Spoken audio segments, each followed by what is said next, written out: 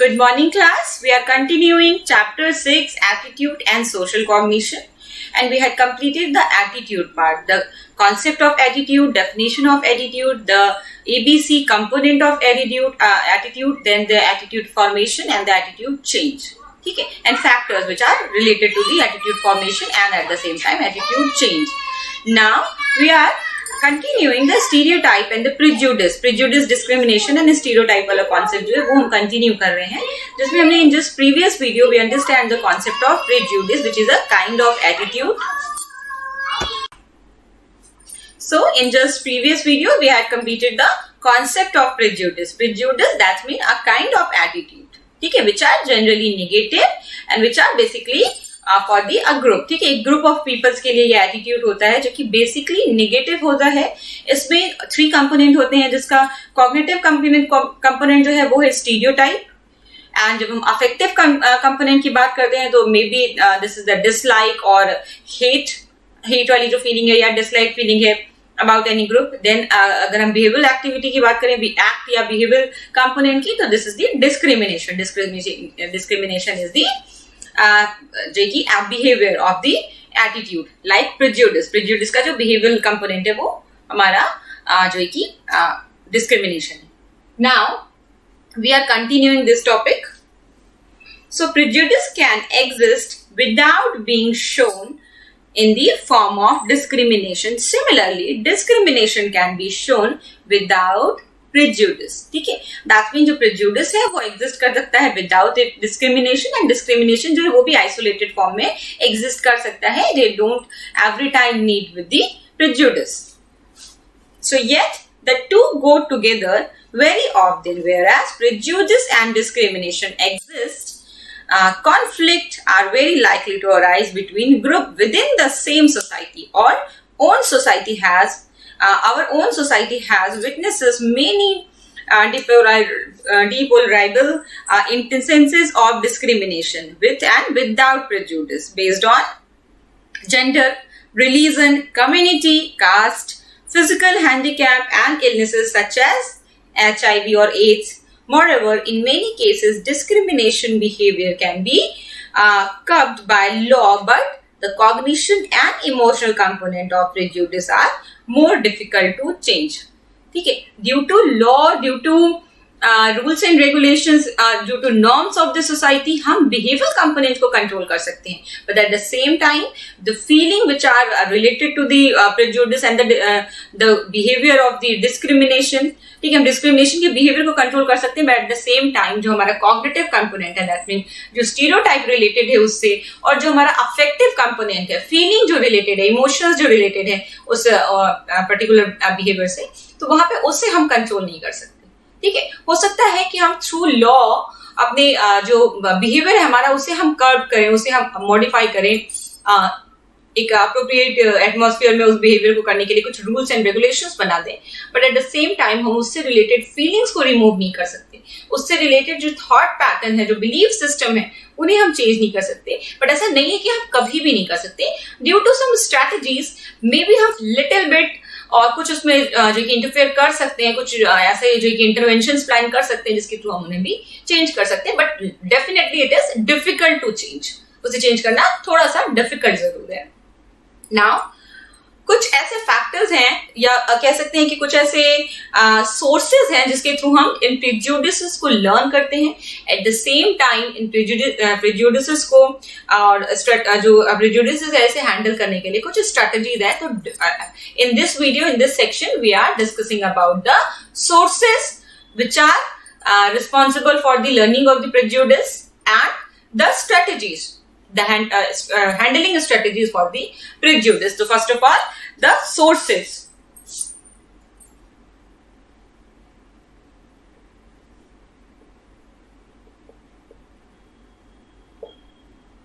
ठीक है, prejudice की क्या क्या sources होती है, कौन कौन सी ऐसी सिचुएशन हो सकती है जिसमें हम prejudice लर्न करते हैं. Prejudice is a kind of attitude. So definitely attitude formation के जो factors थे, जो process था, same process से हम prejudice भी लर्न कर रहे हैं.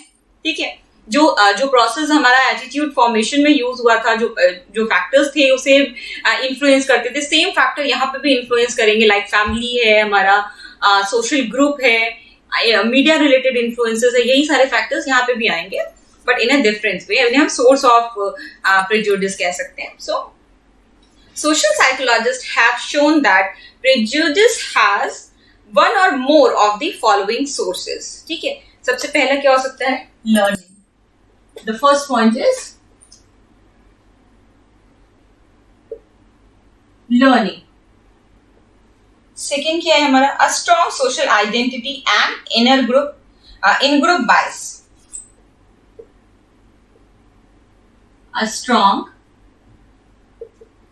social identity or in-group bias.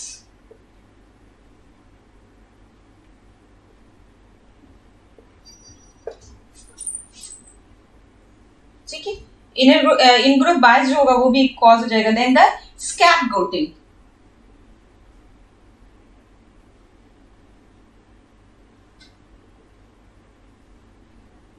The concept of scapegoating, then the kernel of truth concept.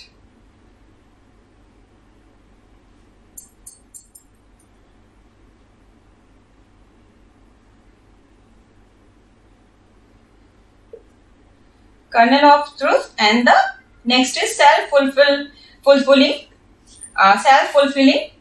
prophecy.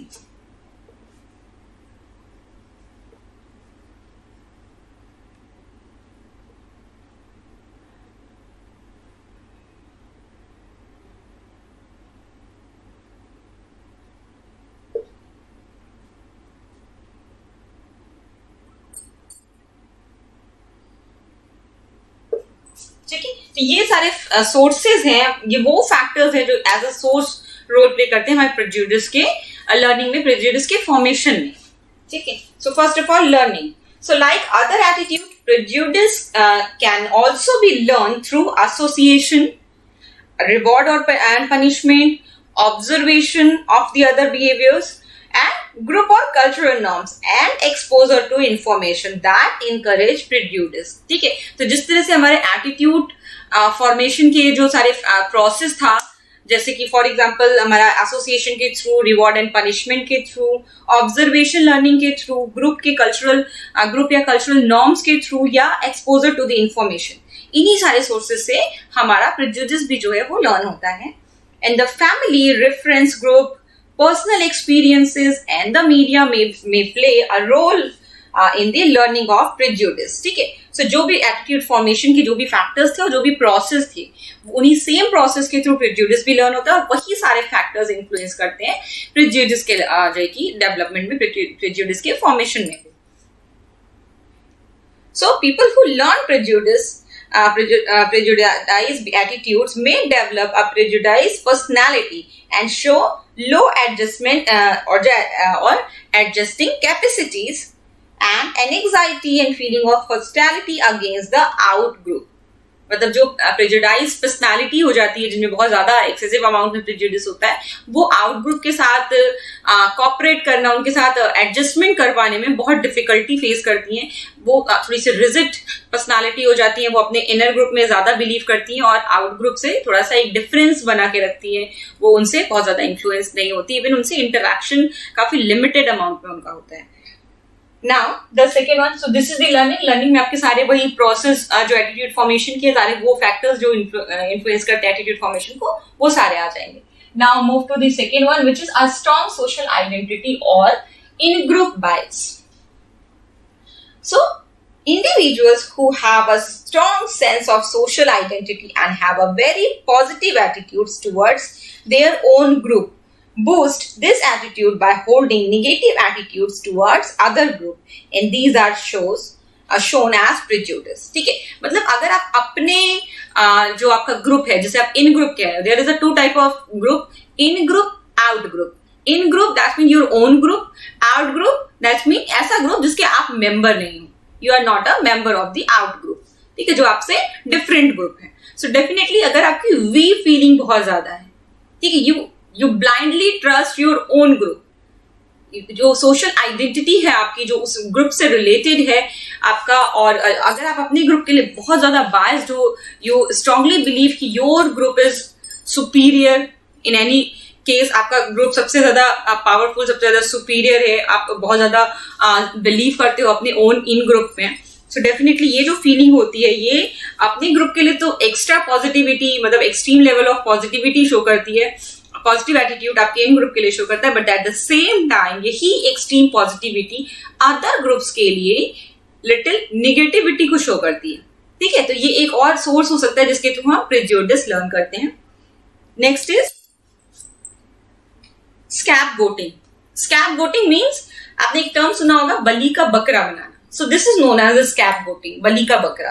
ठीक है, तो यहाँ पे होता है कि this is a phenomena by which the majority group place the blame on a minority out group for its own social, economic or political problems. The minority is too weak or too small in number to defend itself against such accusations, and scapegoating is a group-based way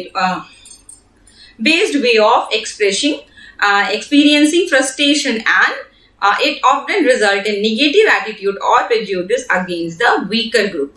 ठीक है, होता क्या है कि there are two type of group. हम उसका example ले सकते हैं, बहुत अच्छा एग्जाम्पल है रिजर्वेशन का।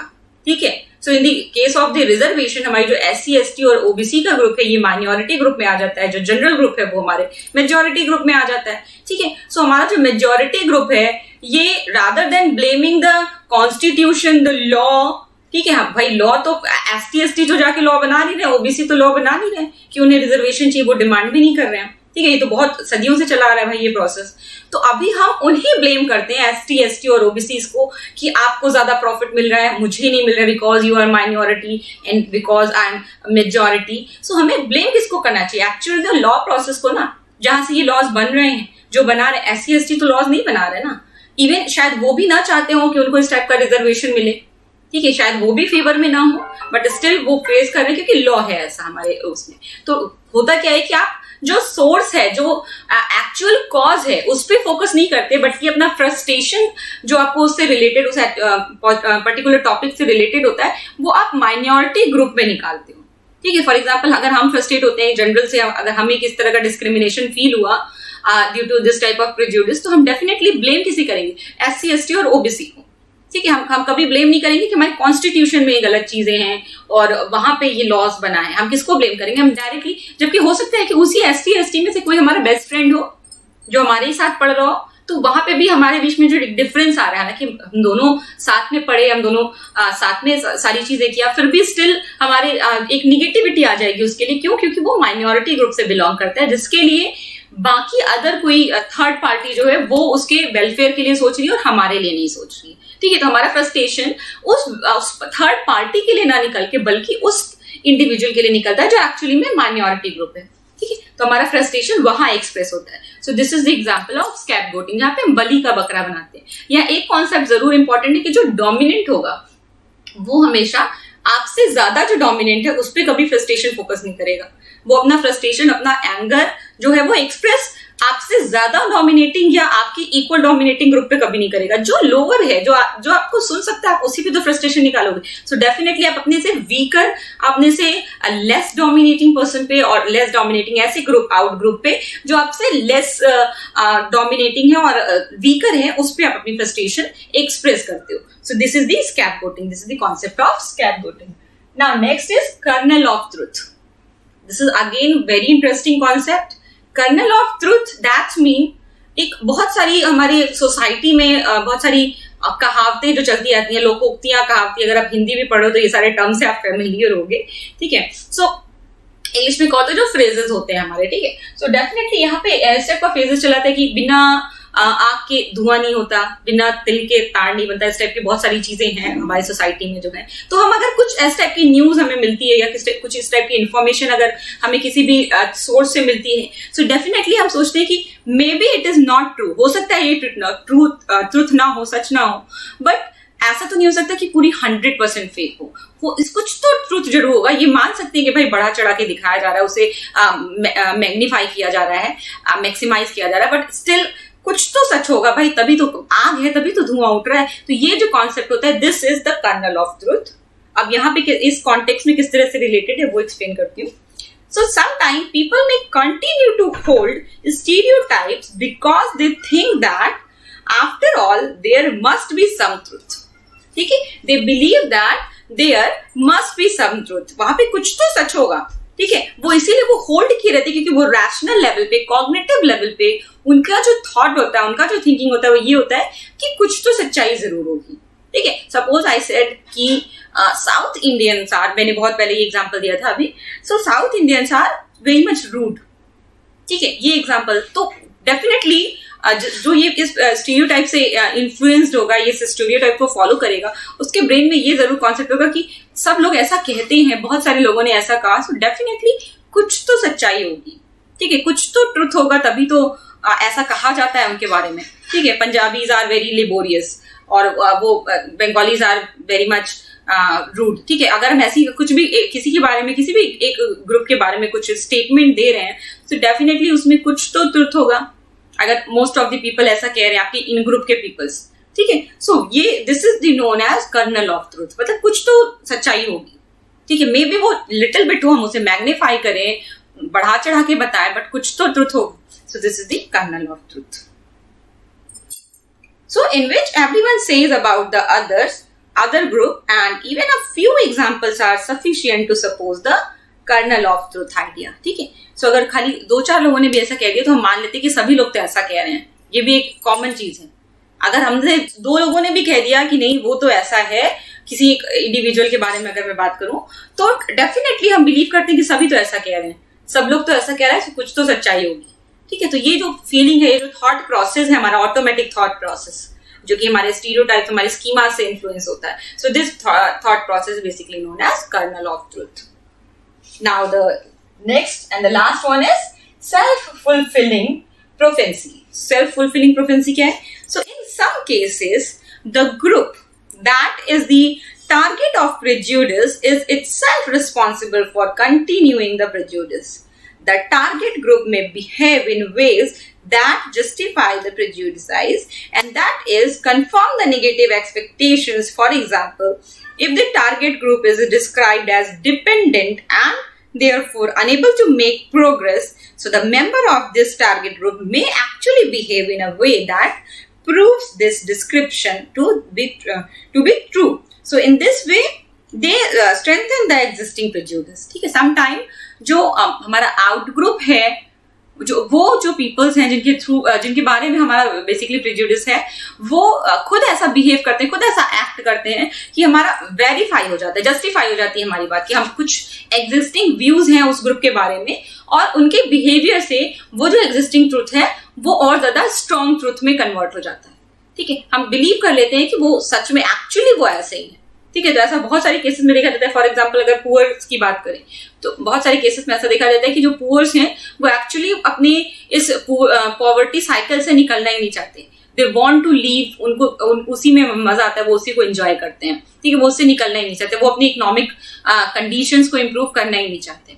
ठीक है, तो ये जो थॉट है ये एक तरह का प्रेजुडिस है, हम जो सोसाइटी को लेके चलते हैं। और अगर उनका ऐसा बिहेवियर भी रहता है, फॉर एग्जांपल अभी बहुत केसेस में देखा गया था कि जब गवर्नमेंट ने उन्हें प्लॉट्स अलॉट किए, रूम्स अलॉट किए कि आप जाके रहो, तो वो उसमें भी रेंट पे देके उन रूम्स को, और स्टिल वो अपने उसी चौल, उसी बस्ती और जो भी उनका एरिया है, स्लम एरिया, वहीं पे रहना प्रेफर करते हैं। सो ये एक्ट उनका ये इस बात को कंफर्म कर रहा है कि दे एंजॉय देयर लाइफ, वो उसी में रहना चाहते हैं, वो उससे ब्रॉडर सोचना ही नहीं चाहते। They don't want to improve their situation, they actually enjoying, they are satisfied with their situation, they don't want to change it.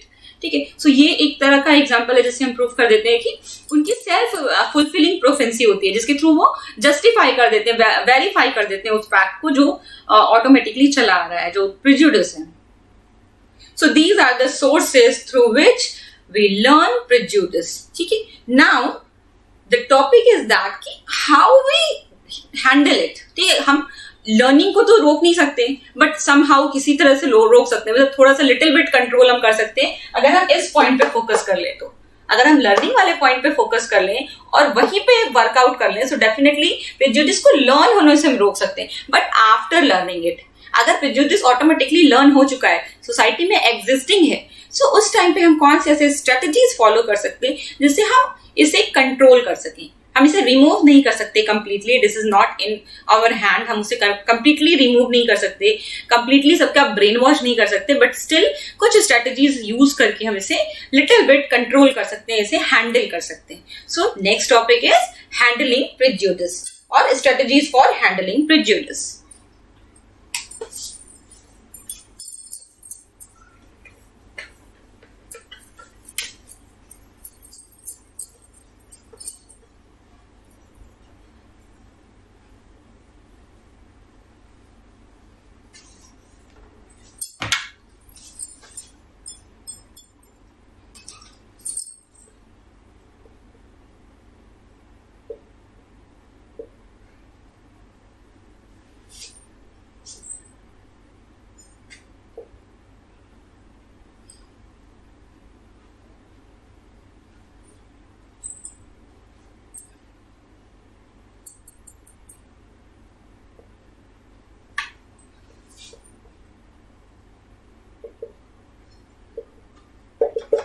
ठीक है, strategies for handling prejudice.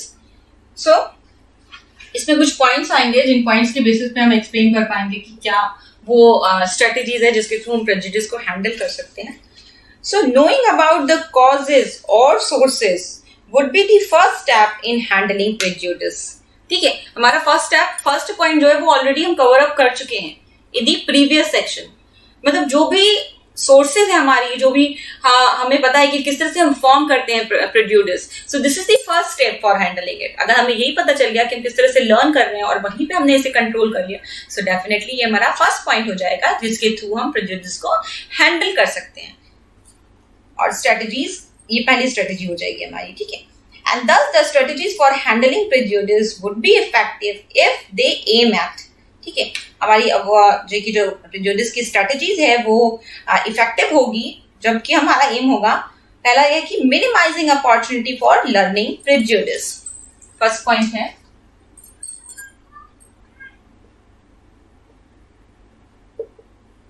Minimising the opportunity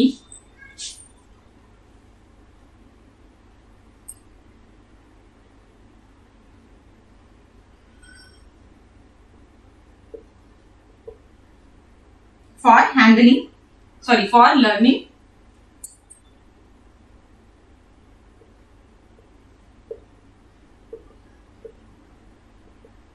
prejudice. ठीक है, तो prejudice learn होने की जितनी भी चीजें हैं, जितने भी कॉज, जितने भी सोर्सेज हैं, अगर वहां पे हम कंट्रोल कर लेते हैं, उसे मिनिमाइजिंग कर देते हैं लर्निंग की अपॉर्चुनिटीज को, सो डेफिनेटली ये हमारा फर्स्ट स्टेप हो जाएगा, फर्स्ट स्ट्रेटजी हो जाएगी प्रेजुडिस को हैंडल करने की। Second one, changing such attitude।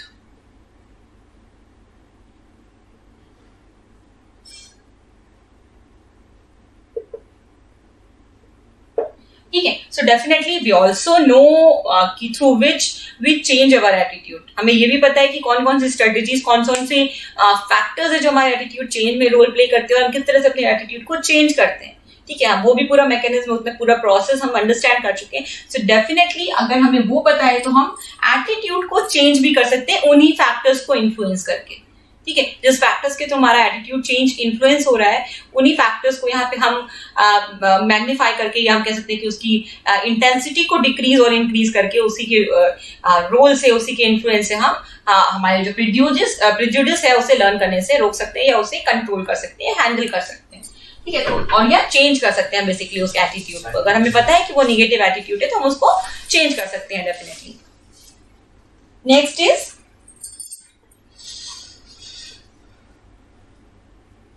de-emphasizing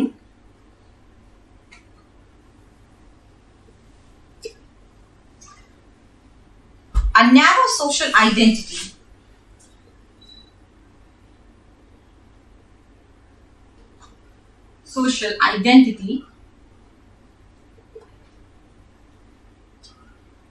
based on the in-group।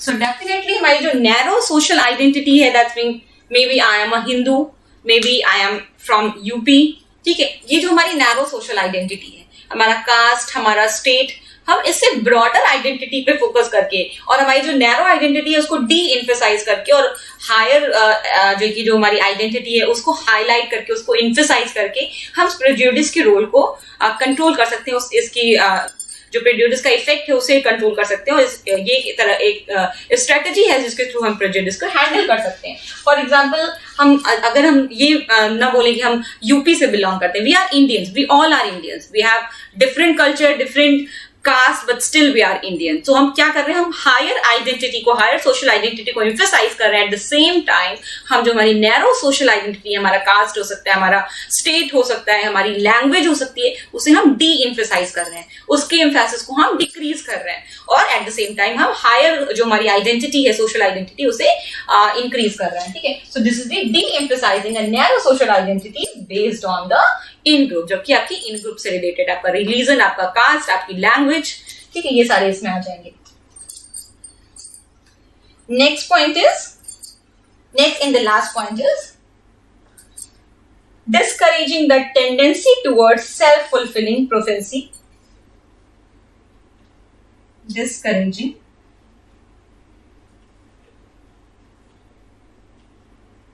the tendency towards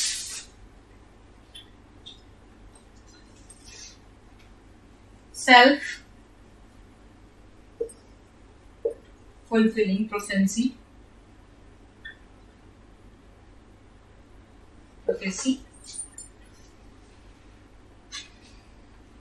among the victims of prejudice.